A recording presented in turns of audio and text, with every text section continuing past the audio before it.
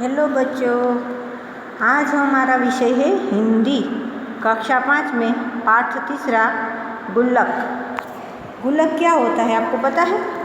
गुल्लक यानी छोटा सा आपका मनी बैंक जिसे बोलते हैं हम। आपने देखा होगा कि गुल्लक मिट्टी का बना होता है, प्लास्टिक का भी आता है और ऐसे ही गुल्लक के अंदर हम पैसा इकट्ठे करते हैं। जो आपको फिजूल खर्च करते हो ना, वो अब कोई नहीं करता है और उसमें डालते हो। वो छोटी छोटी बचत होती रहती है गुल्लक के अंदर। वो गुल्लक हमें कभी भी मुसीबत के समय काम आ सकता है। तो इसमें ये कहानी पाठ है, शिक्षा पत्री कहानी कहते हैं इसको, शिक्षाप्रद कहानी।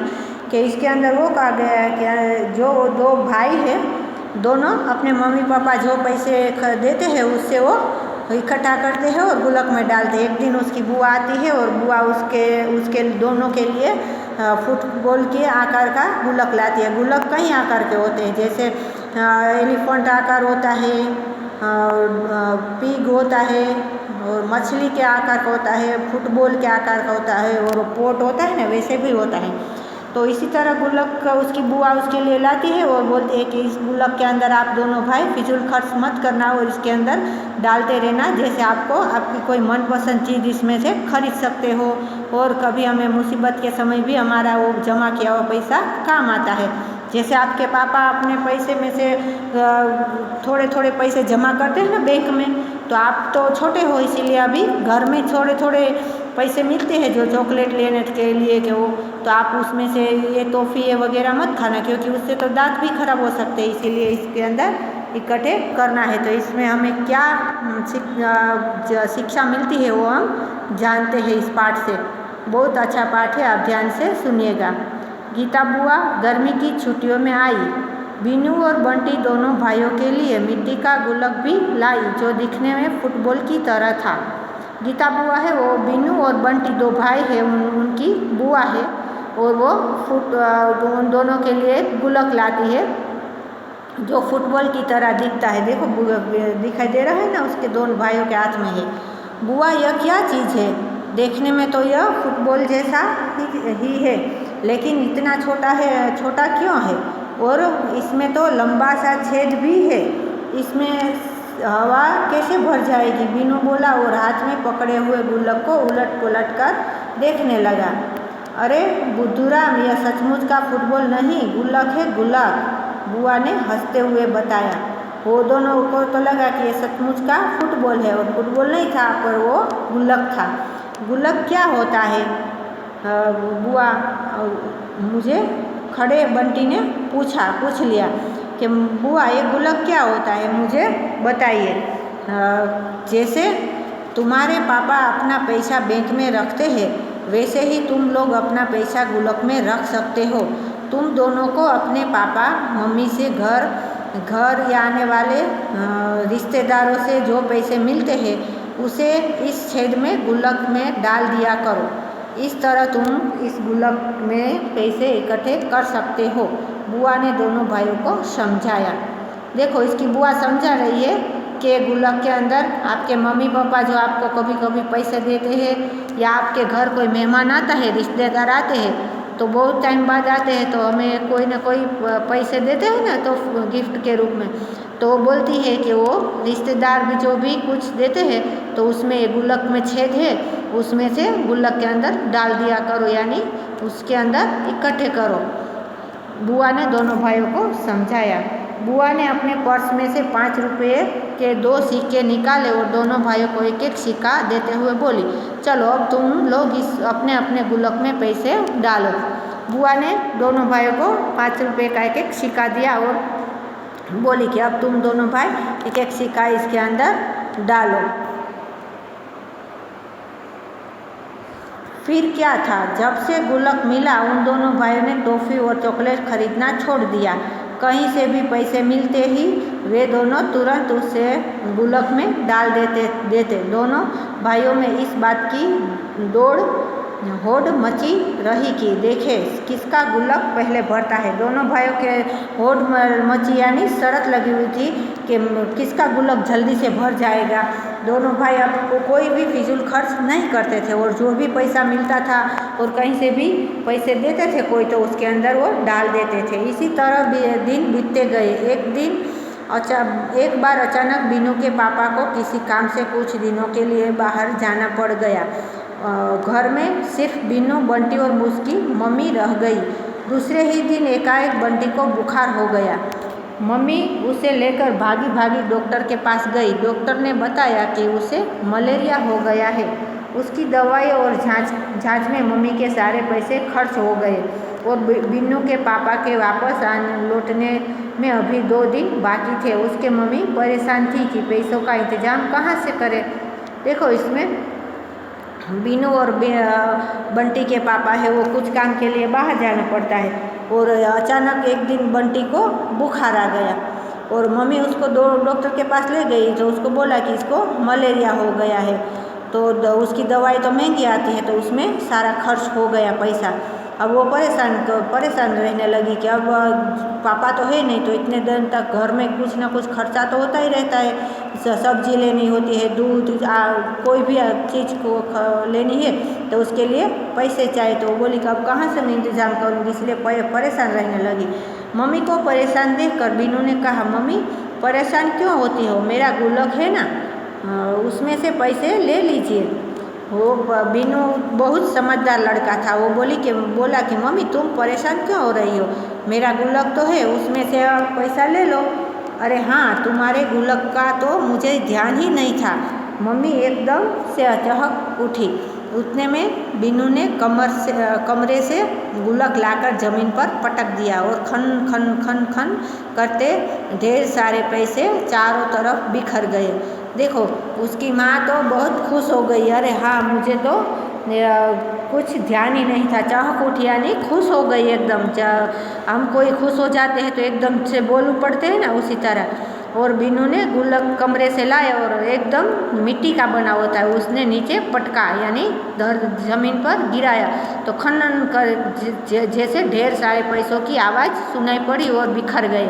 माँ बेटे दोनों ने मिलकर गिने तो वे पूरे 1000 रुपये थे।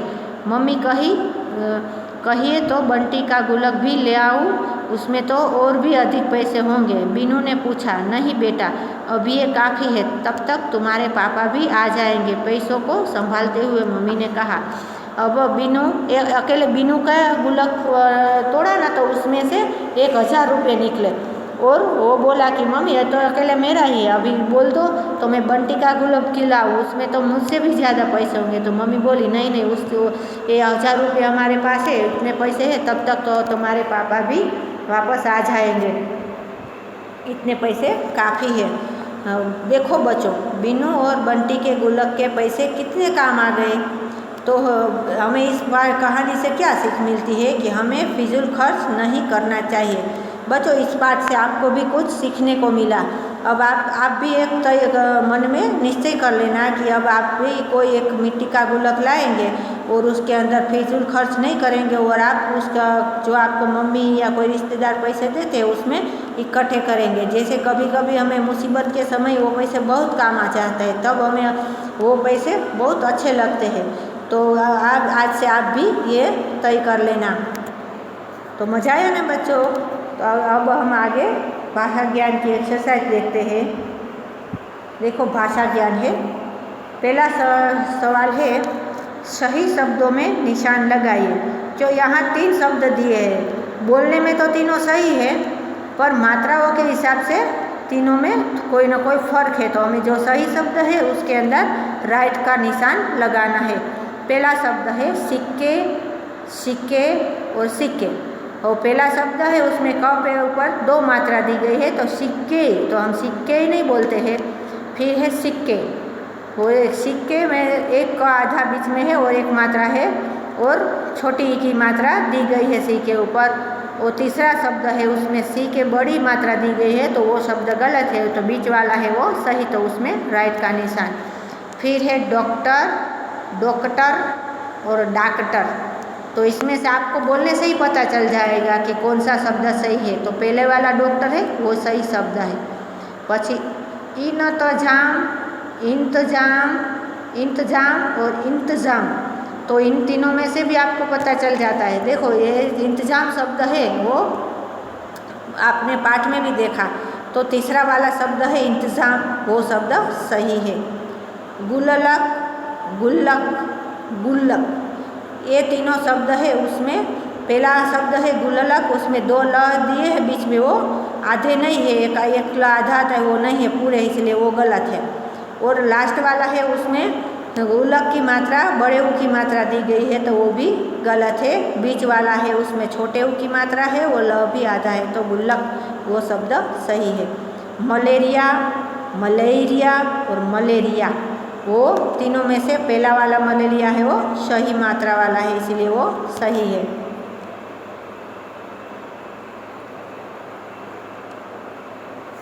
उसके बाद ये संज्ञा या सर्वनाम की विशेषता बताने वाले शब्दों को विशेषण कहते हैं, तथा जिन शब्दों की विशेषता बताई जाए उन शब्दों को विशेष्य कहते हैं।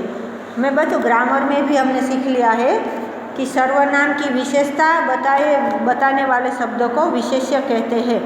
जो नीचे दिए गए विशेषण शब्दों के लिए सही विशेष्य शब्द छांटकर लिखिए। एक गोला दिया है, इसमें विशेष्य लिखे शब्द छेद, गुल्लक, रंग, पैसे, बच्चे, दिन। और हमें यहाँ शब्द दिए हैं, विशेषण दिया है सुंदर, तो सुंदर तो है शब्द, तो कौन सुंदर है, तो गुल्लक। પછી ढेर सारे, तो ढेर सारे पैसे। लाल, रंग, लाल है तो लाल क्या है, रंग है। लंबा सा, तो गुल्लक के अंदर जो लंबा सा छेद होता है ना वो, तो छेद। कुछ, बच्चे, अच्छे दिन। तो आपको पता चल गया कि विशेषण के सामने जो लगाया जाता है शब्द उसको विशेष्य कहते हैं, उसकी विशेषता बताते हैं उसको विशेष्य कहते हैं। बोलते या लिखते समय, तीसरा क्वेश्चन है, बोलते या लिखते समय कहीं कहीं रुकना पड़ता है। कभी थोड़ा कभी ज़्यादा रुकने के लिए कुछ चिन्हों का प्रयोग किया जाता है, जिन्हें विराम चिन्ह कहते हैं।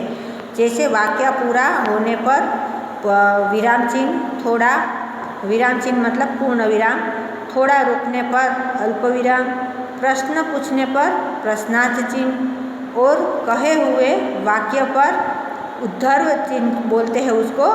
तो हम उसका आज देखते हैं कि वो कैसे किया जाता है उपयोग। जो विराम चिन्ह वो है, विराम चिन्ह का अर्थ है विश्राम, रुकना या ठहरना। बोलते समय अपने भावों को प्रकट करते हुए कभी कभी हमें रुकना पड़ता है। इन भावों की लिखते समय विराम के लिए कुछ चिन्ह लगा दिए जाते हैं, उन्हें विराम चिन्ह कहते हैं। तो पहला हम देखते हैं पूर्ण विराम। देखो आपको पहले दिया गया है ना, वो फुल स्टॉप भी बोल सकते हैं इसमें। वाक्य पूरा होने पर जो चिन्ह लगाते हैं उन्हें पूर्ण विराम कहते हैं। प्रश्न वाक्य एवं विस्मय बोधक वाक्यों को छोड़कर शेष सभी वाक्यों के अंत में इसका प्रयोग होता है। तो ये पूर्ण विराम क्या है, तो जो वाक्य पूरा होने पर उसको लगाते हैं। जो वाक्य हम लिखते हैं ना, कोई देखो आज मेरी बुआ आई है, जो ये वाक्य लिखा है, तो उसमें वाक्य पूरा हो गया, तो पूरा होने के लिए हमें कुछ ना कुछ निशान तो लगाना पड़ेगा, वरना पता कैसे चलेगा कि वाक्य पूरा हो गया या बाकी है। तो पूरा है तो इसके आगे पूर्ण विराम का चिन्ह लगाएंगे। पूर्ण विराम कहाँ आता है, तो प्रश्न वाक्य एवं विस्मय बोधक वाक्यों को छोड़कर सभी जगह पूर्ण विराम का उपयोग होता है। अब आता है अल्प विराम। जहाँ थोड़ा रुककर बोलना पड़े वहाँ अल्प विराम का प्रयोग होता है। इसका प्रयोग सबसे ज़्यादा होता है। हमें अल्प विराम का उपयोग ज़्यादा करना पड़ता है। कहीं कहीं रुकना पड़ता है बोलते समय, तो हमें वो वहाँ जो उपयोग करते हैं, जैसे कि हम कोई वाक्य बोलते हैं उसमें जहाँ नाम बोलते हैं, देखे बंटी, बीनू, राजू और नेहा, तो उसमें हमें जो नाम आए उसके बीच में थोड़ा थोड़ा रुक कर बोले तो वहाँ अल्प विराम का निशान लगता है। बुआ, दूसरा वाक्य है बुआ तुम्हारे लिए क्या लाई, तो ये क्या है, प्रश्न चिन्ह। तो प्रश्न चिन्ह किसे कहते हैं, तो जिस वाक्य से प्रश्न करा जाए या प्रश्न पूछा जाए तब प्रश्न चिन्ह का प्रयोग होता है। जो हम कभी किसी को प्रश्न करते हैं या कोई हमें प्रश्न पूछता है तब वहाँ प्रश्न चिन्ह का उपयोग होता है। तो यहाँ दिखा है ना, बुआ तुम्हारे लिए क्या लाई, ऐसे किसी ने आपको प्रश्न पूछा तो उसके आगे प्रश्न चिन्ह लगेगा। उसके बाद हम देखते हैं उद्धर चिन्ह। तो उद्धर चिन्ह किसे कहते हैं कि किसी के कथन, उक्ति व कहावत को अक्षरशः उद्धृत करने के लिए इस चिन्ह का प्रयोग किया जाता है। जैसे नेताजी ने कहा, तुम मुझे खून दो मैं तुम्हें आज़ादी दूंगा। तो बच्चों, आपने यहाँ दिए गए चिन्हों के बारे में जानकारी ले ली है। अब हम आपको उसके उपयोग नीचे दिए गए वाक्यों में सही जगह पर लगाते हैं। तो हमें अब सही जगह पर लगाते हैं। देखो, आज मेरी बुआ आई है तो वहाँ पूर्ण विराम। बुआ तुम्हारे लिए क्या लाई, तो वहाँ प्रश्नार्थ चिन्ह। यह क्या पटकने से फूट जाएगा, ये प्रश्न चिन्ह है तो उसमें प्रश्नवाच्य चिन्ह लगाएंगे। बिन्नू, बंटी और बुआ घूमने गए, तो इसमें अल्पविराम और पूर्ण विराम दोनों का उपयोग होता है। बिन्नू के बाद बंटी का नाम है तो बीच में हम अल्पविराम लगाएंगे, और घूमने गए तो वाक्य पूरा हो गया तो वहाँ पूर्ण विराम। अब लास्ट है, बुआ ने कहा तुम लोग अपने गुल्लक में पैसे डालो। जो बुआ ने कहा, फिर हम थोड़ा रुकते हैं तो वहाँ अल्पविराम, फिर तुम लोग अपने गुल्लक में पैसे डालो, ये वाक्य को हम उद्धर चिन्ह में लगाते हैं। और डालो के बाद वाक्य पूरा तो पूर्ण विराम। तो इसमें हमने 3 चिन्हों का उपयोग किया, अल्पविराम, उद्धर चिन्ह और पूर्ण विराम। तो बच्चों, समझ में आ गया ना कि चिन्हों का कहाँ कैसे उपयोग करते हैं। उसके बाद है चौथा क्वेश्चन, उपसर्ग वे शब्द खंड है जो किसी मूल शब्द के पहले लगा दिए जाए तो उन शब्दों के अर्थ बदल जाते हैं। जो उपसर्ग है, तो उपसर्ग क्या है? उपसर्ग एक प्रकार के शब्दांश होते हैं जो शब्दों को पूर्व जुड़कर उनके अर्थ में विशेषता उत्पन्न कर देते हैं अथवा उनके अर्थ को सर्वथा बदल देते हैं। इन शब्दों का स्वतंत्र रूप में प्रयोग नहीं होता। जैसे जय, देखो मैं एक उदाहरण आपको बताती हूँ। जय शब्द का अर्थ है जीत।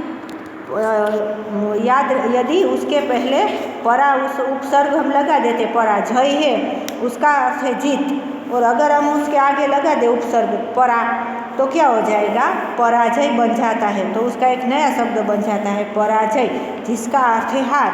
जो पहले लिखा था जय तो उसका अर्थ था जीत, और उसके उस शब्द के आगे हमने परा लगा दिया तो पराजय बन गया, तो उसका शब्द का अर्थ ही पूरा बदल गया। अतः यह शब्द अपने मूल शब्द से जय के लिए बिल्कुल विपरीत हो जाता है। तो आपको समझ में आ गया कि उपसर्ग क्या होता है। तो देखो, हमें यहाँ दिए गए उपसर्ग में देखते हैं, उपसर्ग प्लस मूल शब्द इक्वल नए शब्द। तो सद और भावना, जो उपसर्ग किया है सद और मूल शब्द है भावना, हम दोनों को मिला दे तो एक नया शब्द बन जाता है सद्भावना। उपसर्ग है दूसरा शब्द है, उपसर्ग है नी और मूल शब्द है वास, तो नया शब्द बन जाता है, उन दोनों को मिला दे तो निवास। तो आपको पता चल गया कि ये उपसर्ग क्या होता है। कोई मूल शब्द है उसके आगे हम उपसर्ग लगा दे तो कोई नया शब्द बन जाता है, उसको हम उपसर्ग कहते हैं। तो बच्चों, इस पाठ में और ये हमने थोड़ा सा ग्रामर का सीख लिया, तो आपको उसमें मज़ा आया ना। तो ये वीडियो आप बार बार देखना और समझना, तभी आपको अच्छी तरह से समझ में आ जाएगा। Bye bye.